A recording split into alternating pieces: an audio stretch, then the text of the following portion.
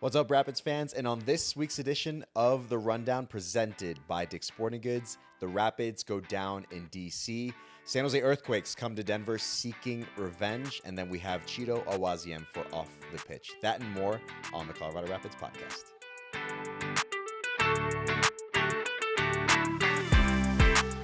Welcome, everybody, to the Colorado Rapids podcast presented by Dick's Sporting Goods. I am your host, Mike Rivola, joined alongside my good friend and resident Rapids legend, Drew Moore. Drewby, how are we doing, dude, on this early Monday morning? I'm doing pretty well. Yeah? I'm doing okay, yeah. It was Just okay? Just okay, yeah. Okay, all right. Obviously, difficult result for the Rapids on Saturday night back in your neck of the woods. Yep. I spent Saturday morning at the zoo with my family. Lovely. Yeah, which was nice. It was beautiful weather here this weekend. But yeah, Saturday night was, went to bed with a little bitter taste in my mouth, and a lot of what we thought, about the game unfolded. I thought we actually predicted some things that could happen last week on the podcast pretty well. But you leave with 0 points. Mike, you were there, boots on the ground. What were your general feelings from the night? Yeah, I mean, in the end, because of the result, the disappointment, which we're going to dive into a little bit here. I mean,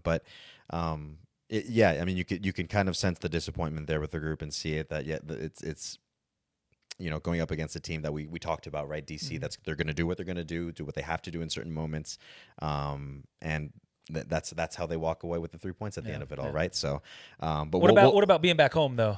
Well, being back home was nothing short of wonderful, man. Good. It is always so nice to be home. I used to work at DC United and helped open that stadium, so it was kind of very full circle to kind of come back home and both home to see my folks and see them the night before the game, and then to see them at the game and at the stadium again. That I got to be a part of that process that was the construction and open that stadium some years ago now. So and see old folks that I hadn't seen and other folks that I hadn't seen a few years or so. So it was nice. It was just all around a really nice experience in that sense. Good. So that was really nice. And then of course part of that whole experience was that Chris Armas. Yep. He was not at the match and could not eventually make the match, which was the plan. So the plan with Chris Armas was that on Saturday afternoon, he would be in Frisco, Texas, to be inducted into the National Soccer Hall of Fame, which in the end that did happen. And I mean, we said it before, but we're going to say it again and never tire of saying it, that congratulations to a U.S. soccer legend in Chris Armas and being inducted to the National Soccer Hall of Fame. Very much deserved as well. More than deserved, Drew. More than deserved for not just the player that he was and the coach that he was and has been, but also the human being. Of course.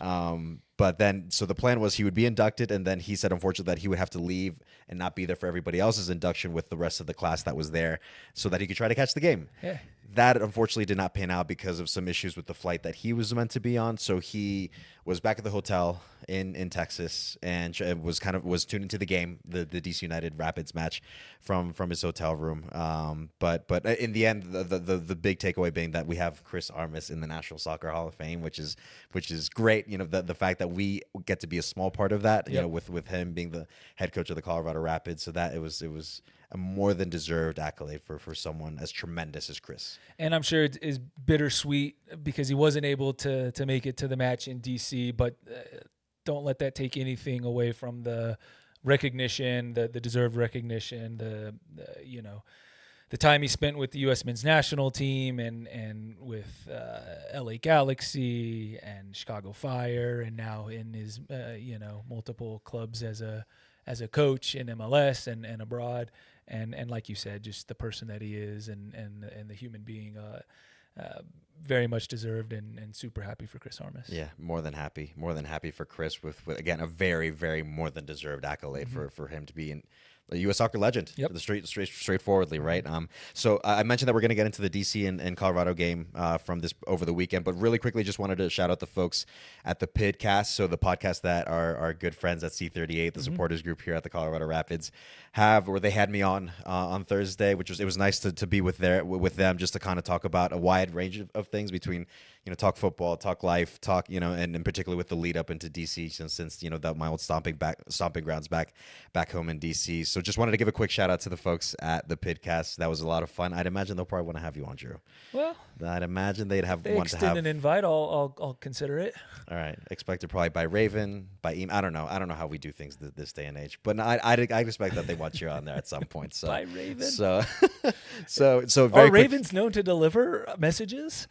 You never know, man. Okay. You never know. So nonetheless, so just a quick shout out to the folks at the Pidcast. Very happy to be on with you guys. And then, of course, like I said, I'm sure that invite is going to make its way to you for sure, especially for a Rapids legend. They must have told you something. Maybe. So, all right, Drew. So I'd say let's get into it now let's look back at what took place on Saturday night at Audi Field in Washington, D.C., the nation's capital, in this matchup between DC United and the Colorado Rapids. The first time the Rapids were in DC since 2022. And Georgie got things started very quickly with an unfortunate hit off the post. What a layoff from Rafa Navajo as well. Gosh, that would have been nice if it went in. And Georgie does well. He keeps it low just off the post. And then DC did not take too long for them to respond. This is an excellent save from Zach. It sure is, keeping the score at 0-0. Zach doing what he does, just pushing that off the crossbar. And then Zach, of course, stepping up, being big there. And then Ollie being big with just the awareness with this ball. Drew, just kind of walk us through this play as you're seeing it develop. Ollie, both sides of the ball, we talk about it all the time, goes from winning the ball inside of his box to, starting this play. And I thought both Hafa and Yappy do well here to go from 100 miles an hour in transition to just collecting themselves in the box, slowing down and doing the right thing. Yappy gets another goal. You love seeing this guy score goals, and he does really well with this. It's a tight angle, but it does cross the line. Yappy Eric came late in the first half, thought that it would be a lead going into halftime, but DC respond, Drew.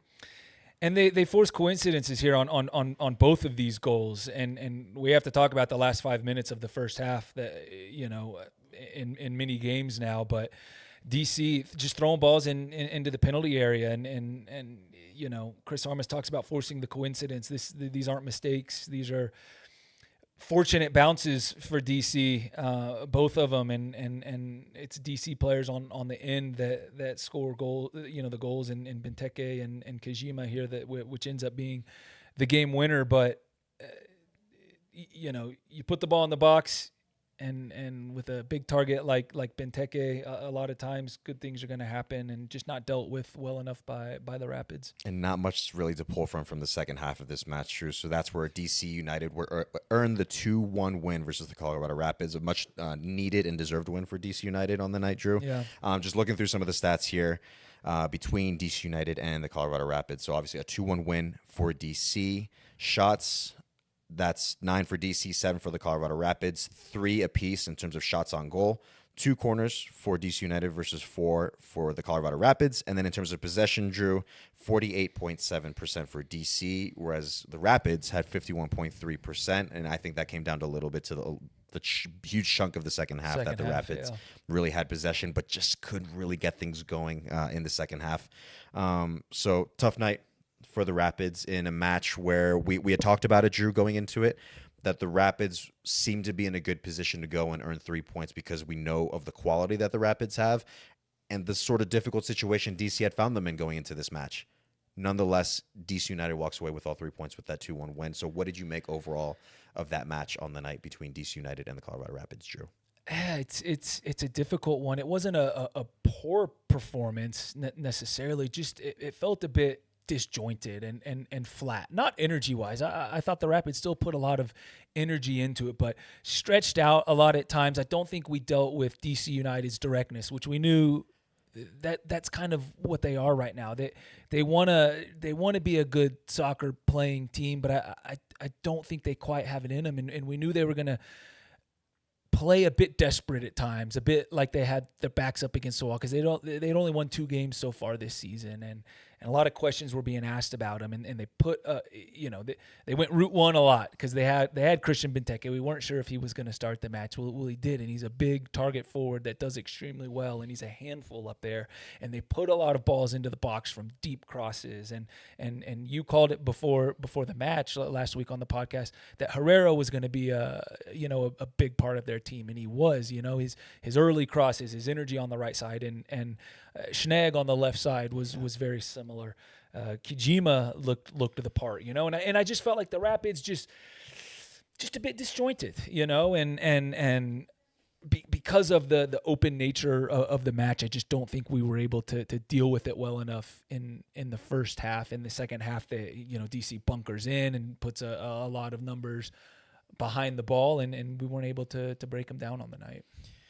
So you had mentioned it a little bit earlier as we were kind of running through the highlights and with your general thoughts, Drew, in terms of closing out halves.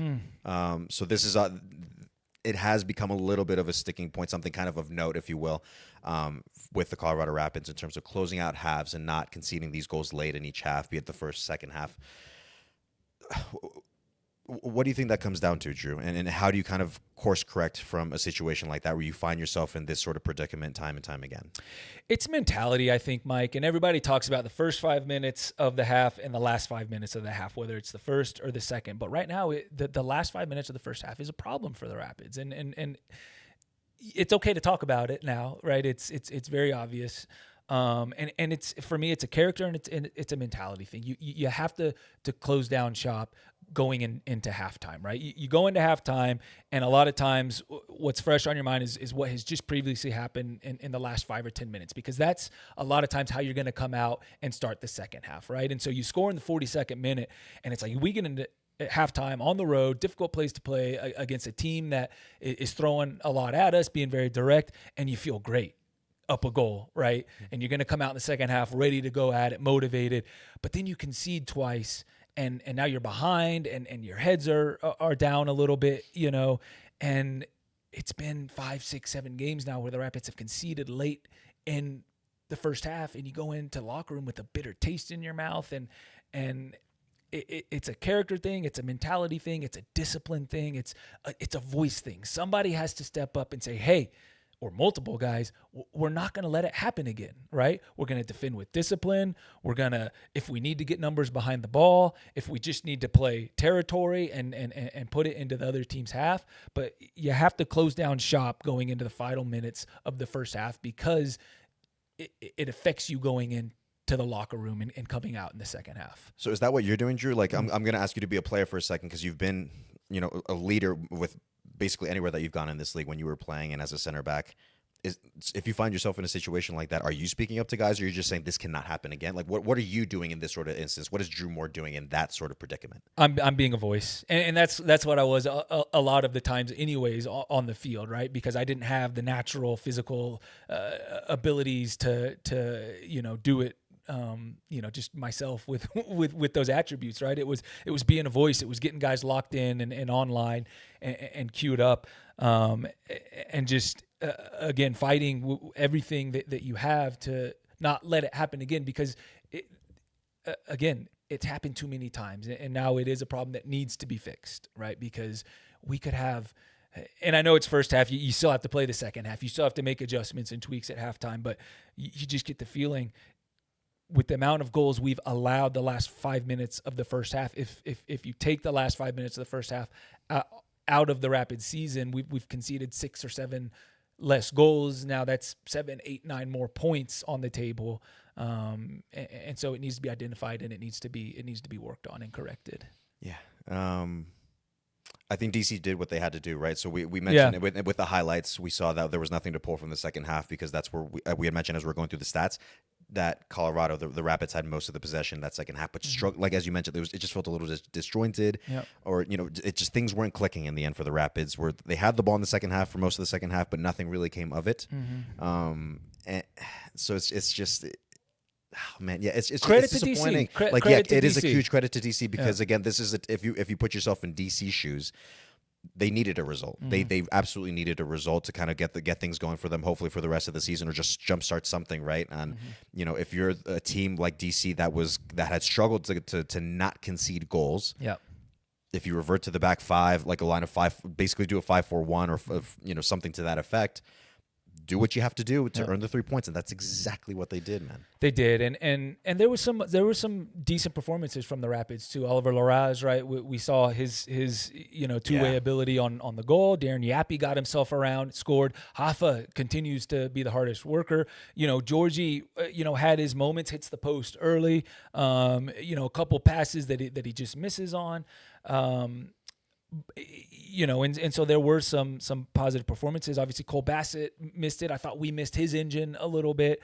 And we saw, Ted come on, his former team and hometown team. And you see glimpses from Ted, right? I don't think that the performance was great, and I think he'll feel that way as well. But you see glimpses and the willingness for him. He wants to attack. He wants to get on the ball, a bit like Cole Bassett and unbalanced teams on the dribble. He's got some shiftiness to him. Some drop of the shoulder, and so while he's still trying to find his form, I think the signs of him coming on in the last couple games, and then some of the time he's put in with the second team, I'm really excited still for him to get into shape and leave his impact on the game a little bit more. Again, he probably won't be super happy with the performance, but you see what he's capable of, and excited for him to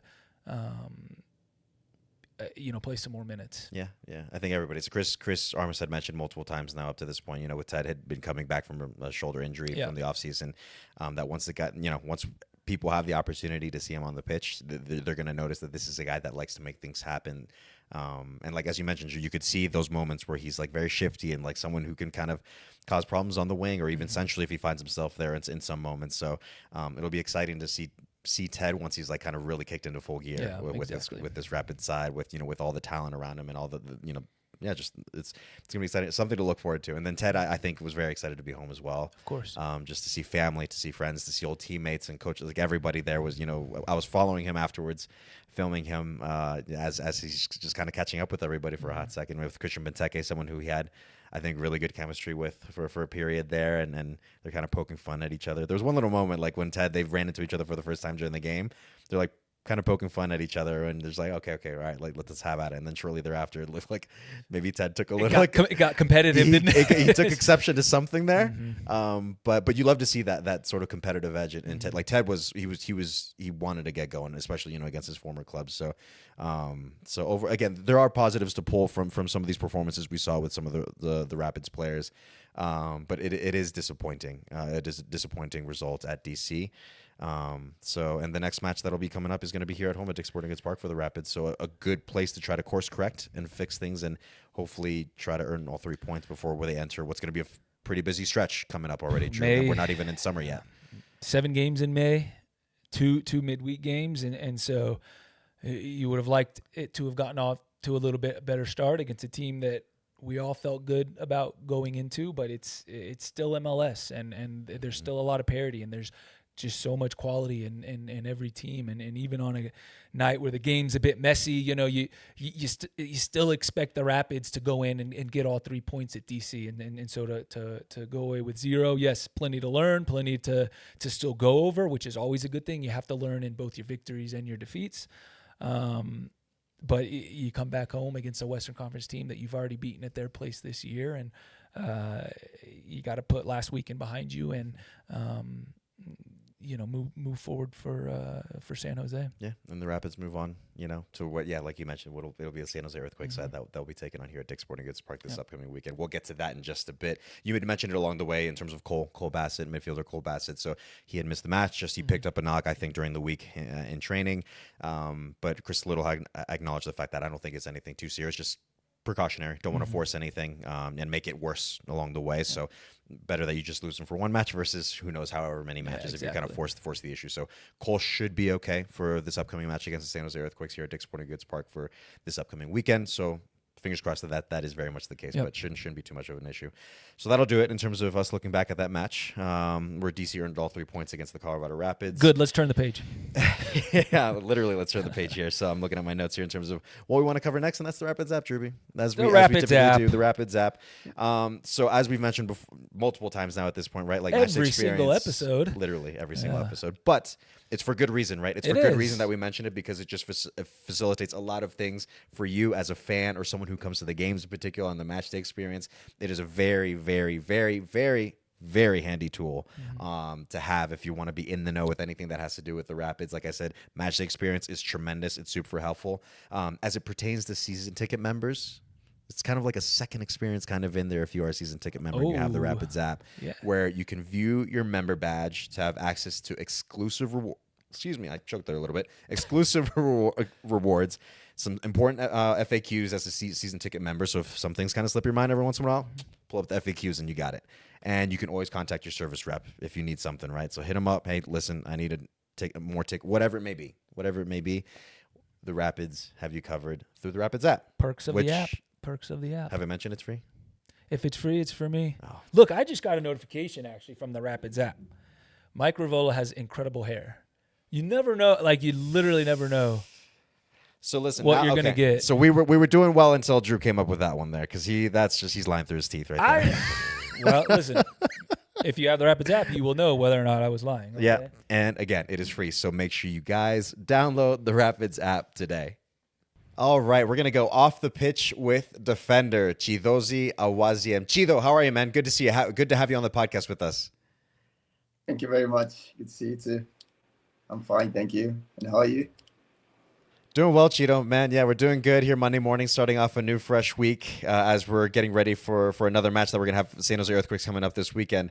To start, Chido, we obviously want to talk about you in this instance now that we got you with us on the podcast. To start, Chido, how have you settled into Colorado so far with you and your family ever since you moved over from Cincinnati?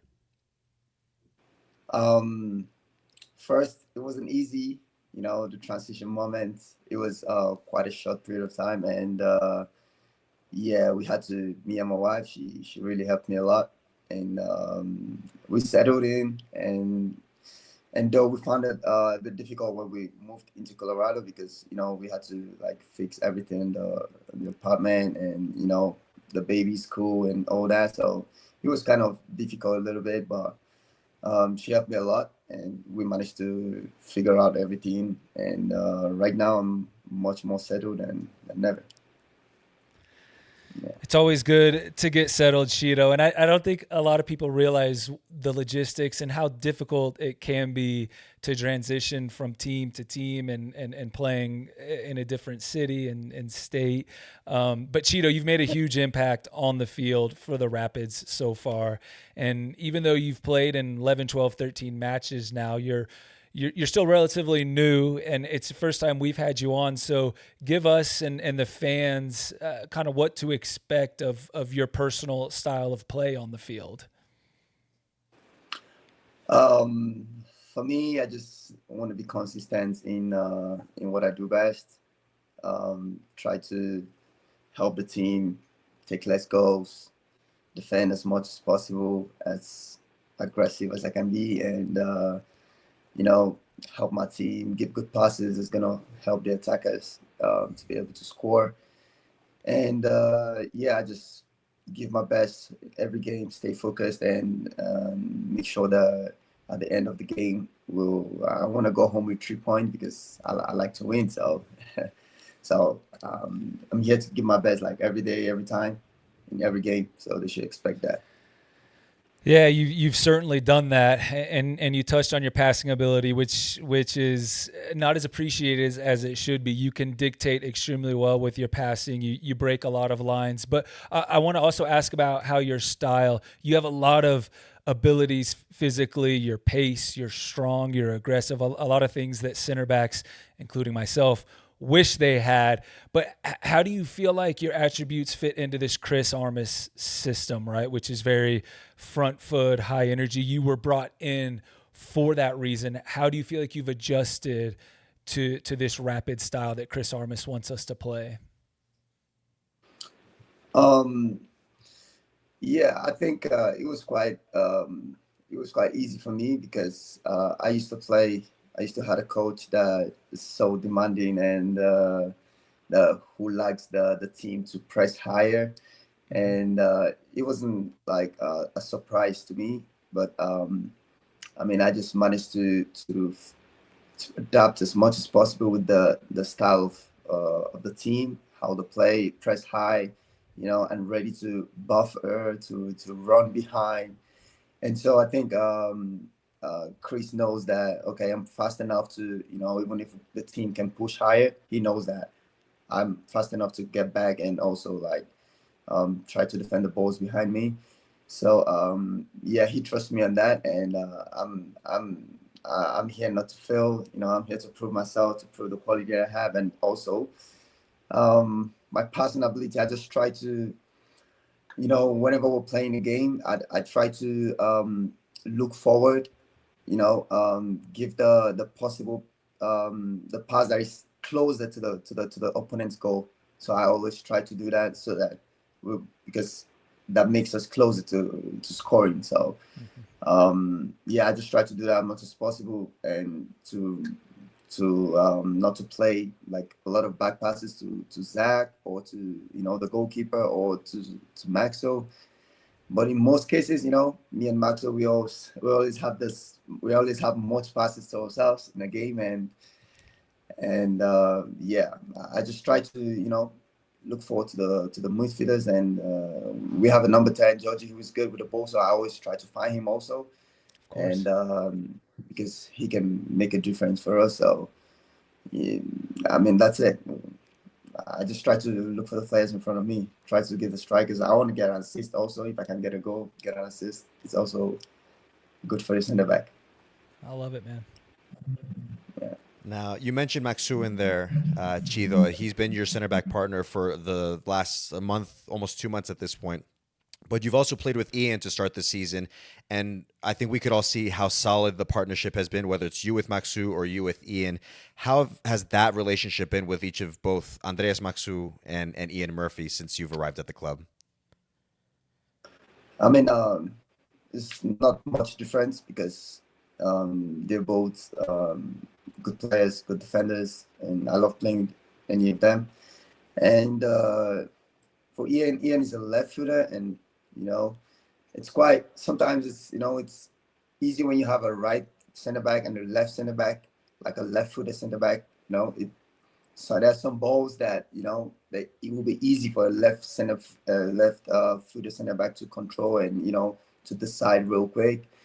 But when it comes to a right center, playing on the left side, a right footed center back playing on the left side, it's it's kind of sometimes you find it difficult in some situations, but yeah, I mean, with the smartness, the techniques, and everything, you make everything look easy. So I think with Maxo, he has a lot of experience. He played a lot of games in Europe, and his defensive ability, his his aggressiveness to defend, to help the team. I mean, it gives me the motivation as well, to push also to so we can be on the same level, and I think that's gonna help the team a lot. So I think the relationship with both of them, Ian, I played with him before in Cincinnati, so we already had that connection, and yeah, we understand ourselves. And Maxo, I think we got a lot to give. Also, we got a lot more to give because I think we can do like much better. We can be the best in the league for me because yeah, we got all it takes. So I trust in ourselves. I agree with that as well, Chido. Y'all's partnership has been awesome. I want to ask you a couple fun questions from kind of more off the field because you're a really cool guy, and you've lived in and played in some really cool countries in Portugal and Spain, France, Croatia. Of course, you've represented Nigeria at the World Cup and at African Cup of Nations. Man, like you're a well-traveled, well-cultured, awesome guy. And maybe people don't know you speak a lot of languages. So can you tell me, if you don't mind, how many you speak and maybe which one was the hardest to learn? So yeah, I speak I think 4 languages and 3 more from my country. So it's like 7 total. And I mean, I've lived in Spain. It wasn't difficult for me to learn Spanish because I speak Portuguese, and Right. Portuguese is kind of similar to Spanish. So And yeah, I think I found it a bit difficult to learn French. I think it was French. Yeah, yeah. I have trouble with one language, and that's English, my native language. And this guy's speaking 7 different languages. I've never seen Chido struggle to communicate with anybody. So that's impressive, man. That's really cool. One last question that I had for you, Chido. You know, Drew had mentioned some of the experiences that you've had internationally in Europe with your country playing for Nigeria. What has been the most coolest or most interesting place that you've lived in your football career so far? I would say Portugal, because I would say Portugal and Spain, because in Portugal, it was where I started my career, and I felt really, I felt like I was at home when I arrived there, and I like the culture, the food, and but when I went to Spain, it was different. It was different because though at first it was at the time of the COVID, I didn't enjoy really, the city of Madrid. But after the COVID ended, or before the COVID started, it was nice. But after the COVID, it wasn't really all that, But I really enjoyed my first months there in Spain, and because it's a big city. The quality of football there is high, and got a lot of great players playing among clubs like Real Madrid against them, against Barcelona. So I enjoyed myself playing against such teams, and improving in my game as well. And I think in Spain it was really good for me, but Portugal was like home. That's incredible to hear, man. Again, like the fact that you speak as many languages as you do, being as well traveled as you are with experiencing all these different cultures, man, I think brings a lot of value here to the Colorado Rapids. Not just as a player, but as a person as well, in terms of the experiences you had in a professional and a personal sense. So I know we're very appreciative of having you here at the club ever since you joined us from Cincinnati. I know we were all excited to hear when you were coming over, let alone seeing what you've been able to accomplish so far with the Rapids. So Chido, thank you so much for the time. We appreciate you being able to take the time with us to join us on the Colorado Rapids podcast, man. Thank you so much. Thank you very much. Thank you for having me. All right, Druby, let's get into Around MLS, as I like to be informed around what's going on in the league. I think it's nice to kind of keep tabs on other teams, what's going on, get a sense of potentially upcoming opponents that we'll have along the way, or look back at some that we've already played against. But to start with Around MLS, we're going to look at the Western Conference standings, Drew. So as it pertains to the Rapids, they're currently 8th. So sounds a little bleak. Again, still early in the season. Yeah. But they're just 3 points behind second place Minnesota. So we are very, very much in the wild, wild west. Any result can mean, there could be dire consequences to it in terms of a draw, a win, a loss, what that can do in the Western Conference at this point of the season. Vancouver, as you can imagine, leads the pack, deservedly so, just because of how well they're doing so far this season, Drew. And then San Diego, they jumped to 4th, and after they ended a 3-match losing streak, which takes us into our first game that I wanted to look back on, which was the 5-0 thumping against FC Dallas. Like I said, that takes them away from that 3-game losing streak that they have been suffering over nearly the past month, and a very convincing win for them against FC Dallas. The Rapids, they're going to see them very soon, actually, Drew. It'll be the second time as they go to San Diego this time around on Wednesday, May 14th for that part, which is going to be part of this busy stretch that you mentioned a bit earlier that the Rapids have to deal with. So what did you make of that match between San Diego and Dallas? The busy stretch, and that's why May becomes extremely important, because you see how tight that table is, right? And 7 matches in May, and I think most teams are probably 6 or 7 matches this month, and so that's going to look a little different in 30 days. But San Diego's a team that right now has a tendency at home to get after teams early. You look at the LAFC match and Seattle match within the last month and a half, and they got after those teams early at home and kind of put the game away within the first 30 minutes, and that's what they do against FC Dallas, right? And I think, watching a good chunk of this game, Chucky Lozano and Dreyer were doing their thing early, and both scoring goals, both getting assists, and I mean, it seemed like almost everybody from San Diego scored. But I think also Dallas they were stretched out. It wasn't a good performance from them. But San Diego, like I said, at home, man, they jump after you early, and so in just over a week's time, I know there's a game before that, but the Rapids will have to look to that. And San Diego had been tough run of form ever since they visited Dick's Sporting Goods Park, and the Rapids beat them 3-2. Looks like maybe now they're starting to find that form again a little bit and have a little bit of a blueprint back. So that'll be a fun match here in just over a week. Yeah, it'll be a tough match for sure. That's a given. That's a given. First time Rapids visit there as well. Yeah, first ever match in San Diego between the two sides there. So that's one match that we looked back at, Drew. This next one. Sporting Kansas City versus Galaxy. I laugh because let me tell y'all why I'm laughing is because in the end SKC they get the 1-0 win off an LA Galaxy own goal. So Drew, technically SKC won this match without taking not just getting having 0 shots on goal, just not taking a shot. Period. Literally the first time in league history that has ever happened that a team has been able to win without taking a single shot. Not even shot on goal, just a shot, and it just continues with the Galaxy as well, man. Like this game was just crazy for a multitude of reasons there. It wasn't a very good game. I was watching the game and Galaxy. I just think, man, you take Ricky Puig out of that team, Peck becomes a lot more limited. Pencil becomes a lot more limited. But they also you lose Delgado, you lose.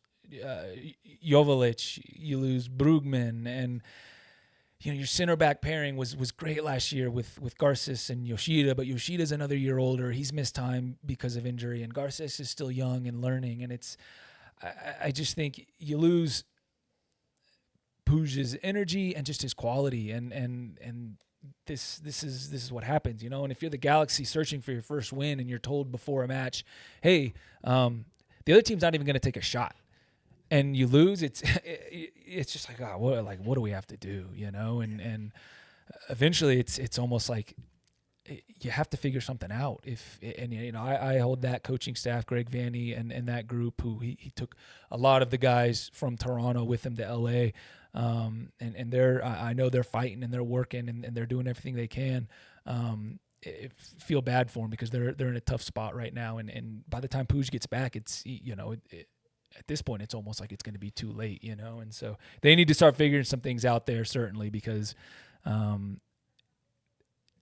to not concede a single shot and still lose the match is just the way things are going for them right now. It just feels like one of those seasons, when something like that. If I'm a Galaxy player or anyone on the Galaxy staff and that happens, it's just like what you can't even buy a win at this point, So their work, your old head coach Greg Vanny when you were at Toronto, like definitely them and the staff, they have their work cut out for them. They do. Ricky Puig not being there plays a very big role, as we're saying, but I don't think anybody could have expected the Galaxy to be in this sort of position 11 games in without a single win. We'll see where the Galaxy go from here. Yep. I mean, but winless up to this point after 11 games, which is wild to say. And then finally, Drew, we have CONCACAF Champions Cup, where Vancouver Whitecaps, they eventually move on, get past Miami. I wouldn't say easily, but very convincingly against Miami. Emphatically. And deservedly so. That was not a fluke, just to be clear. It was not a fluke that Vancouver moved on against nothing they've done this season has been a fluke. Like the impressive thing is we've seen this for years that MLS teams, anytime they're in CCC, in previous iteration, CCL, whatever, they've always struggled in MLS when they have tried to make a run in CONCACAF Champions Cup, trying to make a run in that tournament. Vancouver have not skipped a beat. Also, on top of the fact that they've been missing Ryan Gault for a good chunk of this run as well. Yeah. Like what Vancouver has been doing, man, is incredibly impressive. So they have this final against Cruz Azul in Mexico.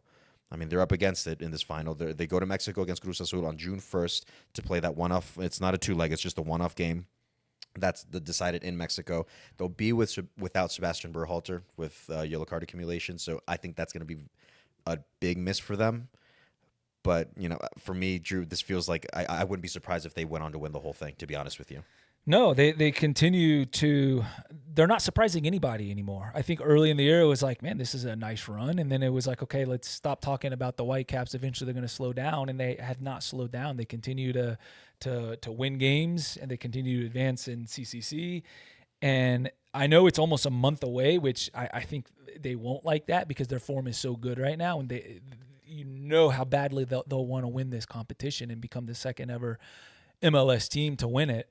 And it's hard not to pull for them in that. Obviously, missing Berhalter will be big, but Vite and Kubas, the other two members of that three-headed midfield monster, they've been fantastic this season as well, and so it'll be interesting to see what they do even the next couple of weeks in the build-up to that final, because they're still sitting pretty on top of the Supporters Shield standings, and they've just been a fascinating story so far, and got to give them a lot of credit. And part of that credit does have to go to Jesper Sorensen. I mean, to come into a brand new league, especially a league like MLS, which is tough to, as a player, as a coach, it is tough to come into this league and adapt. It feels like he hasn't really needed much of an adaptation period to kind of understand the rules and regulations around MLS, and how you get players, transfer players, understanding how this league works in terms of style of play, or the different styles of play that you run into on a weekly basis here. He's just kind of plugged in and just kind of like, if anything, he's improved this group. We saw under Vanni Sartini that this Vancouver Whitecaps side became much more relevant. He put them into playoffs, even though they would fall short, in the early stages. But then it just feels like the Vancouver Whitecaps, kind of in thanks to Jesper Sorensen, have kind of taken this step up, this early part of the season. So it'll be kind of exciting to see what they do as the season goes on. That's the challenge, right? Absolutely. That's the challenge. But I mean, full credit to Jesper Sorensen for very quickly pulling off this job that he's done so far with this group. It'll be tough going to Mexico too, although they've done well. They've gone there a couple of times in this competition, and Cruz Azul, a team the Rapids will see in Leagues Cup later on in the summer. So we'll get a little glimpse of what to expect when the Rapids play them. But fun competition. Wish Vancouver all the best in the final. Man. I think as MLS, we'll be pulling for them, so for them to be able to pull that off. The second team in MLS to win it, if they pull it off. Yep. Seattle Sounders doing it for the first time on the MLS side of things in 2022. Very quickly, Cruz Azul. Vicente Sanchez is their interim manager. You played with him. You played with him right here, man. He was he was very good player too. Very good player, man. So I think we can expect to see him in Leagues Cup once that comes around against Cruz Azul. It'll be fun. All right, that'll do it for Around MLS. It was a nice overview of just kind of some notable things going on around the league over the weekend. But now, Drewby, we got to do a little PIDS talk. I say little, but I'd rather we talk on just PIDS on this podcast. But hey. Well, it is the PIDS podcast. It is the PIDS podcast. It very much is. So we're looking at this upcoming match, Drew, against the San Jose Earthquakes. That match is going to take place on Saturday, May 5th, 7:30 p.m. Mountain Time kickoff. Where else? Dick's Sporting Goods Park. Right here. Right here at Dick's Sporting Goods Park. You can get your tickets today through the Colorado Rapids website, or if you cannot make it for whatever reason, even though it's nice to be here at Dick's Sporting Goods Park, this is the place to be on a game day. You can always watch the match on MLS Season Pass on Apple TV. Drew, we're going to look at their form. We're going to look at the San Jose Earthquakes form as of late with the past three matches. So, match day 9, they lost 5-3 at home versus Sporting Kansas City, which I'll still never get over how wild that game was. Match day 10, lost 2-1 at Columbus Crew. Not a whole lot of shame in that, considering how good the Crew are. But finally turned things around with this win that they got over the weekend against, as we've seen, a very, very good Portland Timbers side. That was a 4-1 win for the San Jose Earthquakes, kind of getting back on the right track with those 3 points on the weekend. Team comparisons in terms of looking at records for each of the sides here between the Rapids and San Jose. So the Rapids drew 4-3-4 on the season so far. San Jose 4-6-1. And then if you look at the points, Colorado on 16, San Jose on 13. As we mentioned, the West right now is kind of wild. 1 win, 1 draw, 1 loss can make one heck of a difference at this part of the season so far, Drew. As you can see, just 16 and 13 in terms of points between Colorado and San Jose, respectively. Colorado have scored 15 goals so far. San Jose 24, which speaks to the firepower that they have. As we know, we're going to get into that a little bit. Goals against Colorado have 16 against 20 against San Jose. Average possession, 45.9% for Colorado, 48.8% for San Jose. So, Drew, this is the second time and the last time, pending playoffs or whatever, however things play out for the rest of the season. But this will be the second time these two sides will be playing against each other. The first, of course, being at San Jose earlier in the season on March 15th. And that's where the Rapids earned a very difficult but hard-earned, well-earned 2-1 win on the road against San Jose, where we had goals from Cole Bassett in the 30th minute, Calvin Harris with the game winner in the 71st. Zach Steffen. It was the Zach Steffen show, wasn't it? It very much was, Drew. Like 12 saves on the night for big Zach Steffen. Shots, I still can't get over this stat. 28 shots for San Jose. They were just 28 peppering the shots. goal, or at least trying to. 9 for Colorado. Shots on goal, 13 for San Jose, 4 for Colorado. Corners, 10 for San Jose, 4 for Colorado. And then possession, 60% possession for San Jose compared to the 40% for the Colorado Rapids in that previous meeting early in the season between these two sides in San Jose. So, generally speaking, Drew, what can we expect out of this San Jose side that we have seen that the Rapids have gone there and beaten them on the road, but it feels like with this win on the weekend, maybe they might find their form again. So it's a tough challenge, I think, that the Rapids have up against them. No, I think so, and I think San Jose is such a fascinating team this season, and then the role in the highlights of when the Rapids went there and won 2-1 earlier this season with goals, as you said, Mike, from Cole Bassett, and then the game winner from Calvin Harris off an Omir Fernandez assist. But San Jose, like every game, it's multiple goals scored, multiple goals conceded, 5-3, 2-1, 4-1. They started off the season with an emphatic 4-0 win against Real Salt Lake at home, and so they have a lot of firepower up front, and Chicho Arango and Joseph Martinez, who did miss this weekend's match against Portland, so his status could be up in the air. But Christian Espinoza scores twice against Portland, and Usaini Buda scores again. He has a couple on the season now, and so a lot of firepower in attack, but they do concede a lot of goals, right? And so this is going to be a fun match, and I think if you can manage kind of their attacking pieces, they're also they played a little bit of a different formation. It's a bit more of a 3-4-3 now with Espinoza and Buda flanking the forwards, which again this last weekend was Arango, who seems to be hitting his form at the right time. He's leading goal scorer in the league now, which might come as a surprise to some people, but yeah, he's top. But a bit more of a 3-4-3 as opposed to like a 3-5-2, 5-3-2. DeJuan Jones comes from Columbus, rejoining kind of this New England of the West ever since Bruce Arena took over. Noel Buck also comes over from New England, and so they've got some reinforcements, but they still concede a lot of goals. And so it's a game where if you defend well and with discipline, you're going to have chances going forward to give yourself a good opportunity. I know that was a mouthful what I just said, but San Jose is a fascinating team this year. They very much are, man. I think for good reason that you're kind of giving them the plaudits and recognition because they've shown it, right? Chicho Arango leads the league right now with 7 goals on the season. Joseph Martinez, even though he's been out, 6 goals on the season so far. And then Christian Espinosa leads the league with assists, which isn't really surprising just because of that. He's just good, man. Like, he just provides service, and if he's not doing that, he can score goals as well. He's been in this league long enough, for people to know that he's just good. He's really good. And then, as you mentioned, the 2 pickups that they had just the past couple weeks or so with DeJuan Jones, which I like that pickup for them. Yeah, he's a good player. He's a very good player. I think it just didn't work out in the crew, but doesn't mean he's not a good player. Right. That's for sure. And then Noel Buck. That's where everybody. Still a good young player. Still a good young player. People got to know who he was when Bruce was in the New England Revolution. So like you said, it's kind of New England Revolution 2.0 on the West, if you will, kind of happening there. So with all that said, with all that coverage, Drew, we're looking at a very good San Jose side with multiple pieces in terms of firepower that they have on the front line.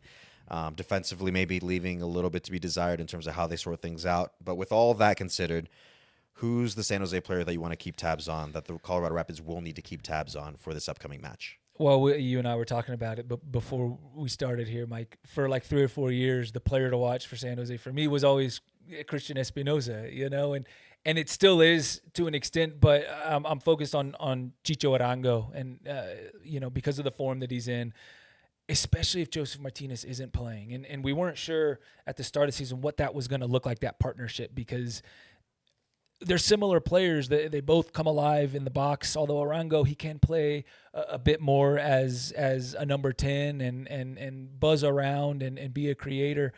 And I think if Martinez does miss a little bit more time, because he did miss this last weekend against Portland, it seemed to free up Arango a bit. And he was playing with a lot of positivity and creating things with his energy, and Espinoza playing higher up the field now with DeJuan Jones taking care of the defensive side on that right flank. I think that combination with Espinoza and Arango is very difficult, for defenses to key in on. But Arango for me is the player to watch. Scored on us in San Jose earlier this season. Again, another goal within 5 minutes of the end of the first half. But Chicho Arango is playing at a high level right now, and we know how dangerous he can be when he's doing that. Yeah, for good reason. I mean, he's racking up the numbers. I mean, clearly he's showing it with the goals that he's scoring right now and leading the league with the amount of goals that he has, and probably expected to score more throughout the season as the season goes on. On my end, in terms of the flip side, with the Rapids, somebody I'd like to keep tabs on is going to be Zach Steffen. Now, obviously, I don't think it would be expected that he has another performance like he did the last hopefully time doesn't around. have to, but hopefully not, it right? wouldn't surprise me if he did. If he had because to. he's just that good. Yeah, exactly. Drew. Like that's the thing. Like for me, so Zach Steffen is the guy I want to keep tabs on in the lead up to this match against the San Jose Earthquakes, just because it'll be incumbent on the rest of the group, right? As we talk about, your forward is your first line of defense, and then that goes for the rest of the group all the way back to the back line. But Zach, I think, is going to be huge, not just in terms of making saves, when the moment comes that a Chicho, whoever is taking shots on goal, then he makes those saves, but just to kind of quarterback the entire team, make sure everybody is in order, is where they need to be at any given moment. Because with guys like, you look at like a DeJuan Jones now, I think he gives something else to this San Jose. I almost said New England because from him being there previously, he just gives a little bit more to this San Jose side that is already dangerous offensively, right? Which I feel like their offense is their best defense. Yeah. So they're prone to leaking goals, but they are dangerous when they go with the likes of Chicho, DeJuan Jones, Christian Espinosa. The list goes on with these guys, right? So for me, Zach Steffen is going to be super, super important, not just with the saves when the moment comes around to have to make them, but to keep guys in order, in position, as he always does, barking orders to the guys to make sure that they're where they need to be at any given moment throughout the match. So Zach, for me, is just going to be super clinical in this match, Drew. Yeah, that's a good shout, and he showed what he's capable of back on match day 3, I believe it was, when the Rapids were there. Like I said, hopefully he doesn't have to make 12 saves or whatever it was, but they are going to take shots. They lead the league in shots. They had 28 shots last time. The last matchup between these two, and so Zach will be, as he always is, but certainly against the San Jose team, key. Yeah, for sure. And that's a couple guys individually we picked between San Jose. Yep. And the Rapids. But Drew, in general, what in general are you looking for from this match between the Rapids and the San Jose Earthquakes? The center of the pitch, the middle of the field, right? I think the Rapids, that's as Armis says, a declaration of war. And like that's where games are ultimately won and lost. And I know this is a San Jose team and a Rapids team that likes to be transitional and be on the front foot and attack as quickly as you possibly can, right? And even last week in DC, that it was going to be very direct and attacking minded. But I still think that the middle of the field is where games are won and lost. And I actually thought that Jose Kijima and Cervania last week in DC controlled the middle of the field a little bit more than the Rapids were able to, even in, like I said, a pretty wide open game. And I could see this game against San Jose being wide open. And so if you can dictate and kind of manage the transitions through the middle of the field, both sides of the ball, through Oliver Larraz and Josh Atencio, and if it's Georgie spending some time in there, if Cole Bassett's back spending some time in there, and Wayne Frederick coming on at times, and Connor Ronan, who's great to see him, back against DC United. I thought he, brought some life in the second half. But the middle of the field for me is going to be key in this game that, features two teams that like to score goals. Like I said, it should be a fun match, but control the middle of the field. For sure. The old adage of like you win the midfield, you win the match, more often than not. So, Yeah. I'm with you on that 100%, Drew. On my end, in terms of kind of what I think is something that's going to play a role in terms of the Rapids, hopefully earning all 3 points against the San Jose Earthquakes, is defend the box. We saw it in quite a few portions outside of like the 2 goals, obviously against DC United. But when you see, and this isn't defending the box is not something that's just incumbent on the back line or the center back specifically. Yep. It's everybody, man. Like whether it's set pieces, whether it's crosses during the run of play. For center backs, outside backs, your midfielders like an Oliver Larraz and Josh, who are typically tremendous in those moments. Just get in there, defend your box, do light flim, whatever you have to do to kind of put it all down in terms of making sure that you prevent the other team the Earthquakes in this case from getting any shot on goal because they're going to take them, prevent any sort of shot, any clear-cut chance that they would get in the box against Zach Steffen in his own 18-yard box. Just limit those chances as best you can, not just as defenders, but just as a group overall. Like we talk about all the time. It starts with the front line. Hoffa, we know he always checks back as well. That goes for everybody, man. And so I think if everybody's very astute defensively, particularly in the box, I think the Rapids are in a good position to make it very, very, very difficult for the Earthquakes to get any shots, let alone goals. And as we know, the Earthquakes like to pile up numbers up when they're in possession or when they feel like they're close to the goal. Go and transition in the other way from there as well as a follow-up. So if they find themselves defensively astute in the box, the Rapids could put themselves in a very good position to win this game against a defensively questionable San Jose Earthquake side. Agreed. Arango, Espinosa, if Joseph Martinez is healthy, Buda, Pellegrino, these are dangerous players, and you better be disciplined with your defending your penalty area, because if you take that away from them, you give yourself a very, very good opportunity to take all 3 points. That's where their firepower is, and so I like that discipline in the box, but you got to plant your flag in there. This is our penalty area, and I know you've got a lot of firepower, but not tonight. Not tonight. Yeah, shut them down in our house. Shut them down in our house. So it'll be a good match. I think it'll be a really fun match to watch for the neutral, but of course, for Rapids fans to be able to tune into. I'll provide you guys that because I have to make a quick correction in there. But before we get to that, I missed our Ask Me Anything AMA from last week. That's on me. That's on me. Way to go. That's on me. So I have to take full responsibility for that one. Well, we'll just do it this week. Yeah, why not? So the AMA for this week, technically from last week, came from Lee Jang 2. Thank you for submitting your question in because we always appreciate hearing from you guys, the fans and our viewers and listeners. So from Lee Jang 2, this is the question. What is the toughest away stadium to go to? Toughest away. I mean, there's so many stadiums now. I think this is a tough one because it depends on everybody's opinion is gonna vary. It depends on who you play for, who your derby matches are against, what time. Like nobody wants to go to Texas or Florida in the summer, right? Because it's miserable. Nobody wants to go to Canada or Colorado like early in the season or late in the season. Like people don't really like playing on turf. There's a lot of factors that goes into it. And so toughest, like what do you mean toughest? Like atmospheres, like, who has the best record at their home stadium? What's your definition on it?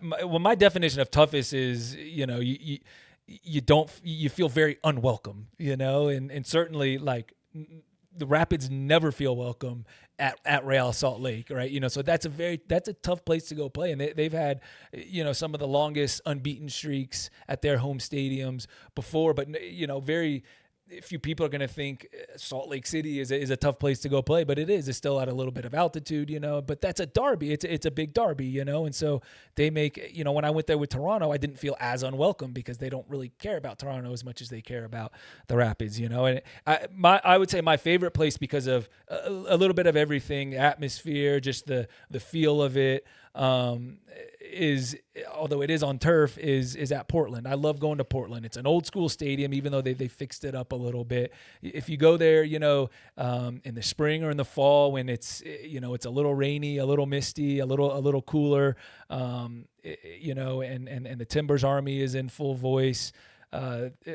It's the locker room, it kind of sucks, which I kind of like, like it's, I loved going to Providence. Is it still Providence Park? Providence Park still. Yeah. I loved going to Portland because it's a tough atmosphere. Although they're not super mean, but they make you feel unwelcome. I loved going to Portland and playing. Yeah. That is definitely a tough place. Well, granted, I can't speak from experience of playing, but just from the times that I've been to different stadiums when I'm working on the ground with the team, like Providence Park is one of those places where they just create a really good environment. Yeah. And if you're a player, you feel kind of invincible, I'd imagine, like when you have that sort of support, for 90 minutes, plus 100 minutes, really. So that's interesting insight from you. You've been in this league forever, dude. And you've had the experience of playing in both conferences as well, right? So between your time with the Rapids, your time with Toronto, very interesting. So insight. Toughest in terms of atmosphere. It's on turf. They do well there. Lee, good question. That would be That would be my answer. Yeah, so that was a good answer. I mean, because as we mentioned multiple times in this, but like it's just so hard to go on the road in general, and then it's never fun when you have to go against some of these teams who just have good environments, and it's a good team on top of that. Portland right now being one of those places at the moment, so it's never really fun going on the road just because of what you're up against it. Yep. You're always up against it as the away team. That's a given regardless of where you go. So anything else, Drew, before we wrap up and have people know how to tune into the match for this Saturday?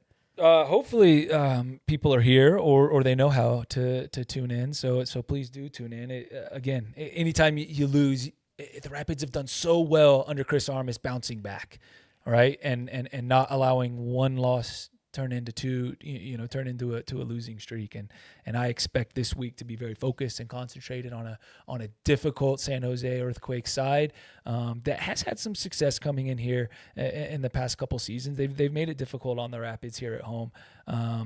But I anticipate the Rapids to come out with a lot of energy and ready to put right what they missed out on last weekend. Mm-hmm. It was almost this time last year that San Jose came here and they got the 3-2 win. So this is MLS, man. Like just anything can happen in this week. That's what makes in it this fun, league, man. as we saw in our result at DC, a team that was supposedly kind of in dire straits. Yep. They're the ones that get the result. San Jose, they came on the road last year, and at a place that typically the Rapids enjoy and have a lot of success playing at Dick's Sporting Goods Park. This is MLS, man. Like, you never know what's going to happen, but obviously us being hopeful and optimistic of the fact that they're going to course correct and earn all 3 points at the end of the day, at the end of the night against the San Jose Earthquakes on Saturday here at Dick's Sporting Goods Park. So like I said, I need to make a quick correction. That was my fault in terms of the day. So it's Saturday, May 10th that this match is taking place here at Dick's Sporting Goods Park between the Colorado Rapids and the San Jose Earthquakes. And, you're better off just coming to Dick's Sporting Goods Park. But if not, you can always catch the match on MLS Season Pass on Apple TV. So make sure you get your tickets or just tune in through MLS Season Pass. So I think that'll do it, Drew. No? I think so too. We killed it as usual. Yeah. I know you do. You always do. It's always nice to have your hair looks incredible today. Well, that's the Rapids app told me. That's twice Drew lies on the podcast today. Goodness me. All right. Anyways, well, my thanks to the production crew, Rich and Miles, behind the camera, and then, of course, my good friend and Rapids legend, Drew Moore. I've been your host, Mike Ravolo. Hope you guys have a good week. We'll see you on the next one.